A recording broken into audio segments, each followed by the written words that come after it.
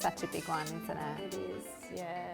I've had so many conversations with people, and it's not necessarily, well, it's not clients because often they know they've got it and that's why they're coming to see me. But it's people that I don't see, that it's friends or family, that I can clearly see or hear from what they're talking to me, they have anxiety, yet they don't think it is. So there's something going on. It's almost, I don't know if it's a What are they denial thinking thing. it is?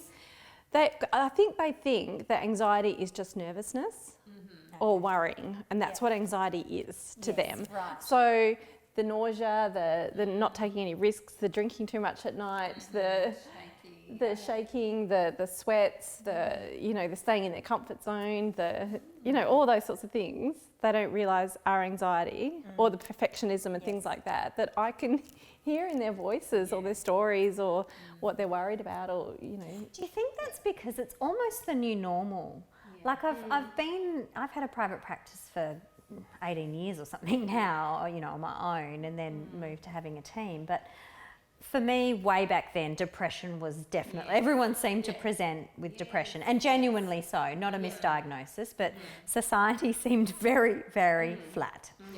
Now it seems every Tom, Dick and Harry has anxiety, but genuinely so, and it's almost like, it's just a new normal, and in some ways I wonder if it's a badge of honour, a bit like busyness. Busyness is that whole feeds into that martyrdom, and I wonder whether anxiety does too. possibly. It shocked me to not learn that of the 9.6 million mental health care plans written up last year in Australia, 15% of them were for anxiety, 6% of them were for depression. And that's very much reflective in my client group would be predominantly anxiety. But like we've discussed in lots of discussions we have, some people's reactions to what's going on in their context of life, so the increase in fear, so the natural response for you when you're in fear is your sympathetic nervous system to be, activated. So given what they're going through in their lives, whether it's an adjustment of some sort or whatever's going on, it's almost a perfectly natural response for what's going on for them right now. But is labelled as anxiety when it's really just as a result of your brain and your body overprotecting you. Well, it serves a function, doesn't it? Anxiety helps keep us safe. Exactly, it helps us survive. That's my favourite analogy that I always use, is the idea of the alarm system. We have an inbuilt alarm system that we're born with, and it's meant to work, and it's very effective. And yet it does activate when there's no need to be afraid. And that's just my favourite. And anxiety is such an umbrella term. Sometimes I feel like I'm a saleswoman sometimes working out, now with your alarm system, there's a special feature. So you get, yours is like a panic and a generalised anxiety sort of bundle. You have trichotillomania and panic attacks. And it's almost like, and then there's, any other combination of all those sorts of things. So it's just like, wow, it really is an inbuilt alarm system that has the capacity to really go awry. I use an analogy where I talk about people seeing tigers where there's kittens. And I've had some great feedback that it's been a useful way for people to reframe what it is that they're going about their life, and they start to panic, that they're able to, this is actually a kitten, but I'm reacting as if it's a tiger. And I think that's one of the problems that we have in this day and age. And I mean, I've publicly mentioned many times that I have had panic disorder in uni and postnatal anxiety when I had my kids, and certainly have had generalised anxiety on and off since then. So I think it's an increasingly common experience for us, and there's something going on in society that means the numbers are increasing, because I didn't see this back when I started my private practice journey. That's one of the most common questions is, why do you think anxiety is on the increase? And there are a number of environmental, genetic, there's a huge amount of factors that all combine, aren't there? Yeah, definitely. But it's talking about it, isn't it? Because again, it's a personal experience. So whether you're just labelling something that is just a natural fear response as anxiety, that might be for some people. Other times it might be overwhelm. Other time it might be something as a result of something that's happened in the past, and they're now saying, you know, saber-toothed tigers instead of kitten, you know, that sort of thing. So again, it's about exploring that individual, isn't it? And having a discussion about what their signs and symptoms are, and why it could be happening, and then getting them back on that pathway pretty quickly. Because I think you can with anxiety, if you can really own it and really realise why it's happening.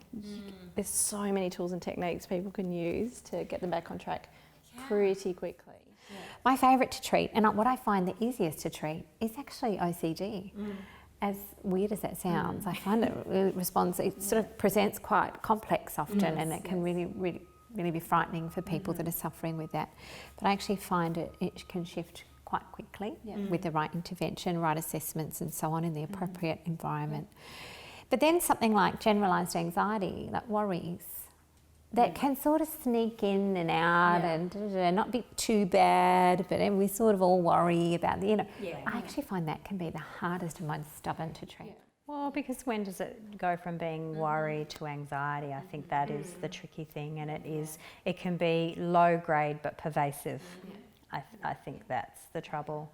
I think one of the key things that I talk about with clients, and you'll recognise that it comes from an ACT perspective, is that it is that acceptance of it being kind of part of your life. So funnily enough, while you're saying it's quite easy to resolve, there's another part where, the relationship you have with your anxiety can elevate it, can actually make it stick around, whereas if there can be a sense of surrendering and accepting it, and that's not resigning and giving up and then beating yourself up, it's just about, okay, this is part of my life and it can come and go, and when it's more present, I need to up the ante on these things to look after myself. And a real faith, which I think when you've done the rounds a few times and experienced a few episodes, you realise it does go. And the fact that it does go away for chunks of time then means when it does rear its head again, it's like, well, great, this is a very unwanted guest in my home, but you will leave at some stage. So I find that quite critical. A critical shift in perspective, I think, when I'm working with clients. It certainly helped me personally. Yeah, and it's about not fusing with it, it's accepting it, isn't it? And like you said, like, who is this person in the room? It's like you noticing this is happening instead of it just all like whoosh and all just happening and you're becoming that. It's almost that separation, isn't it? For sure. Yeah. What do you think the most misunderstood things about anxiety are when you're working with someone that's got anxiety? What do you reckon, that little truth bomb that they don't realise or they don't know? The fact that we need a bit of it. Like, I don't think it's going to go away completely.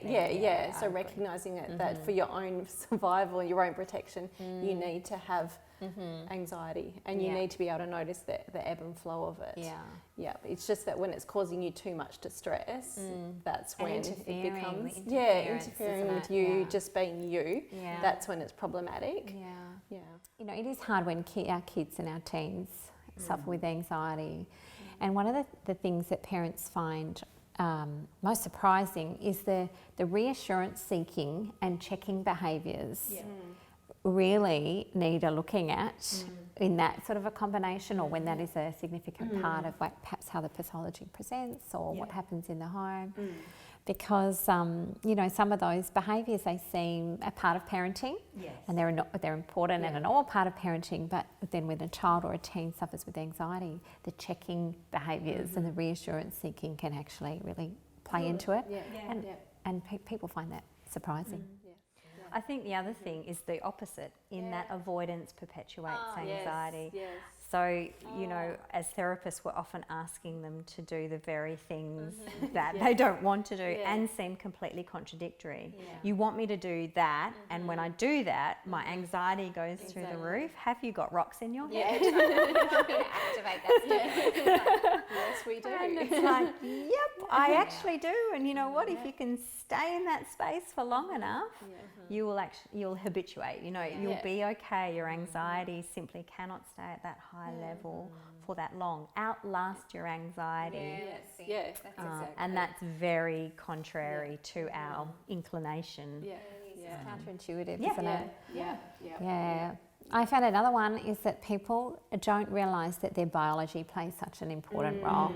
So sometimes if we think of, you know, biology being, say, genetics, hormones and neurotransmission, just simply, those three things out of whack, brought back into line, can actually help, resolve the episode quite quickly.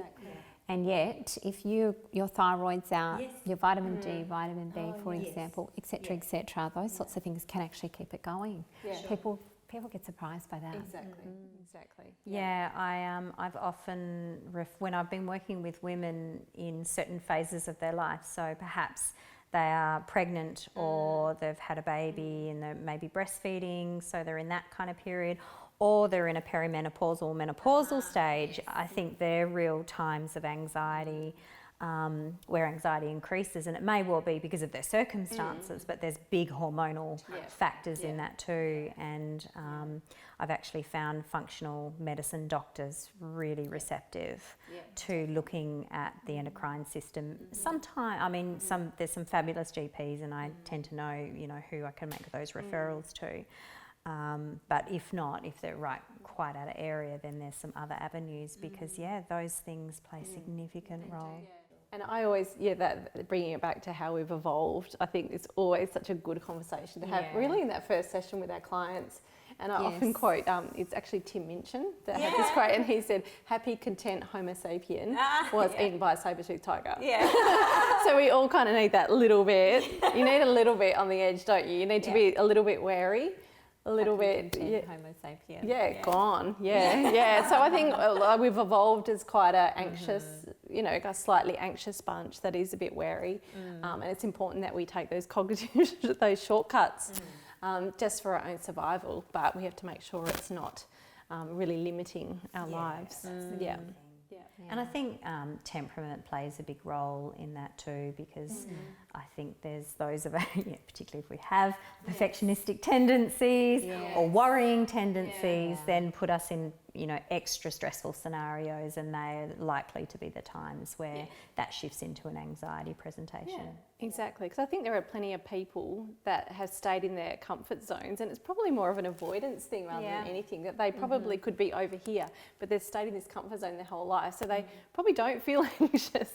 So I would say that there's more people out there that probably would have anxiety if they didn't step into who they probably would be if they didn't have that. They've played it safe. They've played it safe, There's so much, isn't there, that we could talk about, because there's also anxiety and trauma. There's there's sleep. There's the interplay of anxiety with sleep disorders. That's huge. That is, there's so many things that we could discuss. But we could we could. We'd be here all day. No. It's one of my favourite subjects. Yes. But, I think we'll leave it there.